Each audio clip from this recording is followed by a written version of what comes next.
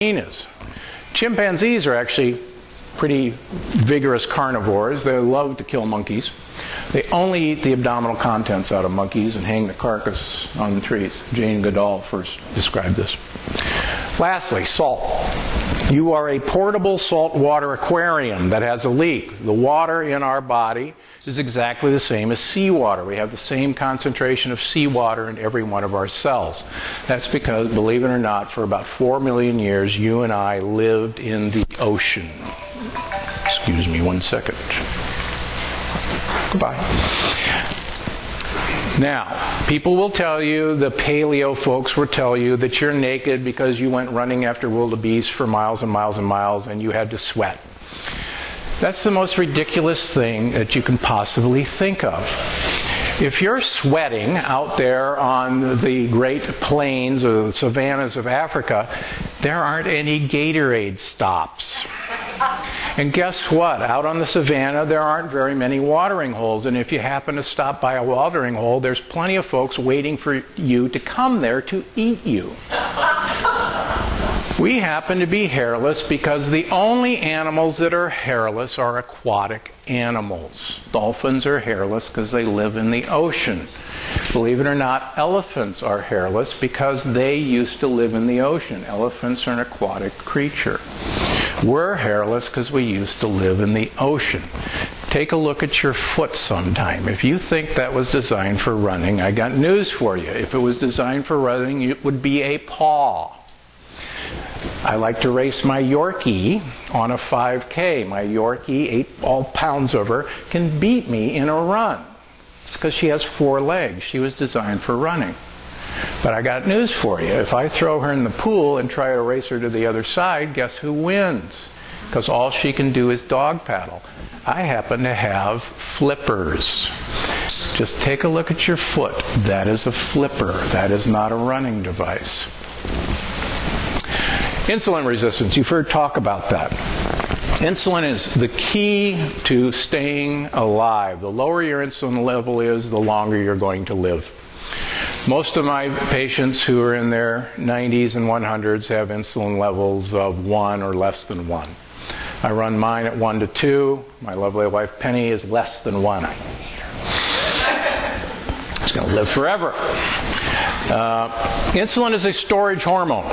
It takes the extra calories that you've eaten, primarily sugars and starches and proteins, and turns them into fat because it knows you're going to need them. Fat has no effect on insulin. You can eat fat for the rest of your life, your insulin level will be 0. The scary thing about insulin, and the reason Dr. Wad showed you all the slides about cancer, is that most of the people who are obese have very high insulin levels, and insulin is a growth hormone. I've actually never met a woman with breast cancer who doesn't have an elevated insulin level. I've never met a man with prostate hypertrophy or prostate cancer who doesn't have an elevated insulin level. I've never met a man or a woman with a colon polyp or a colon cancer who doesn't have an elevated insulin level. This is miracle grow for cancer cells. And in my cancer practice, and I now see a lot of people with stage 4 cancer, our main objective is to get insulin to 0 and to get all sugars out of people's system. I take away all their fruit. I take away all their seeded vegetables. I take away all their grain products.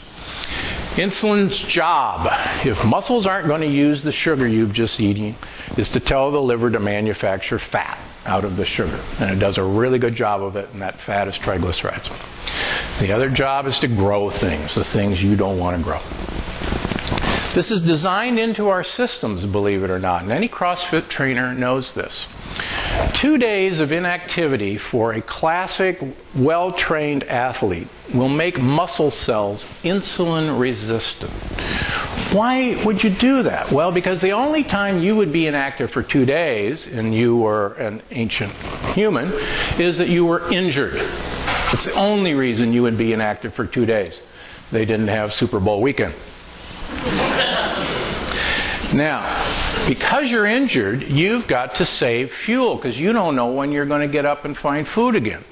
So what happens is fuel sugar is purposely shunted away from the main consumer of fuel, muscles, to preserve the fuel stores.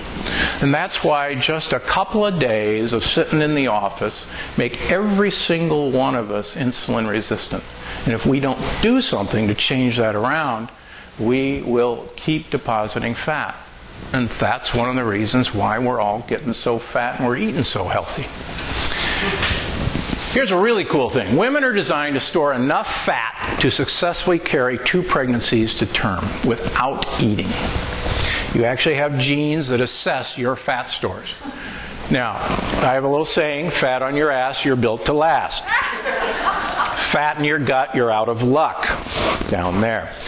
J-Lo is going to live forever. Okay? Now, women have higher levels of HDL and HDL2B because you guys have to carry fat around all the time. So to mitigate against that, you're blessed with higher HDLs. You're not just better people, you're designed to have a lot of fat. However, once you pass the fat needs of 2 pregnancies, you actually lose any advantage. And you look to our genetic program like you're taking more than your fair share. Sleep deprivation. This is a huge driver to carbohydrate hunger. You can actually take college students and deprive them of 2 hours of sleep, and you can actually measure their ghrelin levels, and their ghrelin levels will be sky high. In fact, there's a very interesting psychological component. You can take those same college students and make them sleep 8 hours, and their ghrelin levels, their hunger hormone, will be very nice and low. Now you can take those college students back and tell them that they're only going to sleep for 6 hours. But you let them sleep for 8 hours. Tell me what you think their ghrelin level is going to be. Turns out that they anticipated only sleeping 6 hours, and so their ghrelin levels, when they wake up at 8 hours, are high. They're hungry. Because you told them that they were only going to sleep 6 hours. Go to bed early. We were designed to go to bed on the clock, on the sun, not any other reason. Some people firmly believe that the major cause of obesity in this country is Edison inventing the light bulb, and I happen to be one of those. It turns out we respond to day length in terms of our eating habits. And the only time we were supposed to eat was in summer when there was a lot of food. You snooze, you lose. Go to bed early. Okay, there's few things that everybody has to learn when they come to my office. If it's white, you keep it out of sight. If it's beige, behave. Beige foods are just white foods in disguise. Everybody says, but I eat healthy whole wheat bread.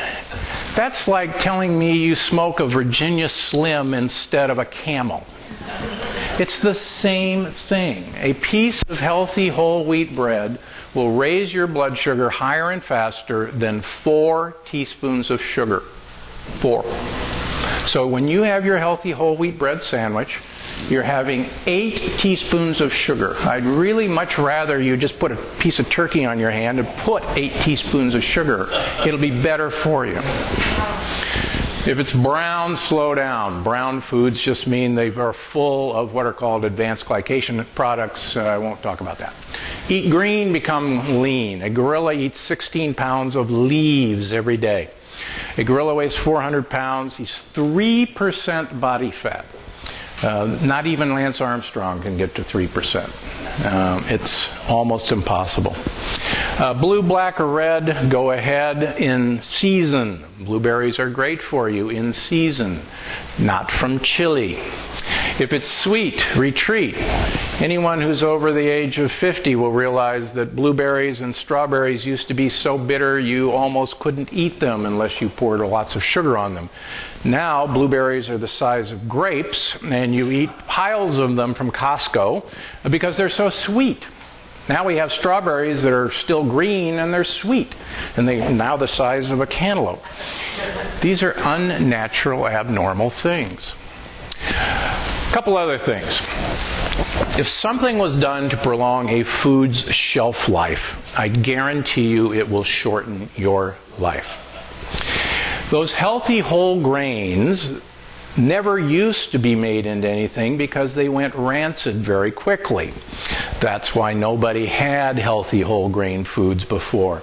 Now, when we grind them up, we have to put antioxidants and food preservation things that are known to kill people. Michael Pollan is a friend of mine. He has a